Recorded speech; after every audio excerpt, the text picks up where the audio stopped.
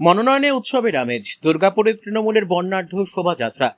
জিতছে বাংলা, জিতছে দুর্গাপুর স্লোগানকে সামনে রেখে মনোনয়ন জমার দ্বিতীয় দিনে বর্ণাঢ্য মিছিলের মাধ্যমে শক্তি প্রদর্শন করল তৃণমূল কংগ্রেস।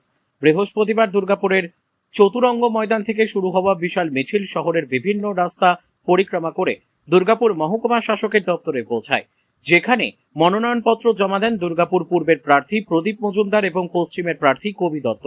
এদিন সকালে প্রদীপ মজুমদার বেনাচিতির ভিরিঙ্গি কালী মন্দিরে পুজো দিয়ে দিনের কর্মসূচি শুরু করেন।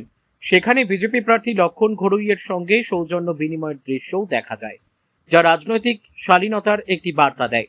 পরবর্তীতে তৃণমূলের দুই প্রার্থী একসঙ্গে মিছিলে অংশ নিয়ে কর্মী সমর্থকদের সঙ্গে প্রশাসনিক ভবনে পৌঁছান। ঢাক ঢোল, পতাকা ও স্লোগানে মুখরিত হয়ে ওঠে গোটা এলাকা।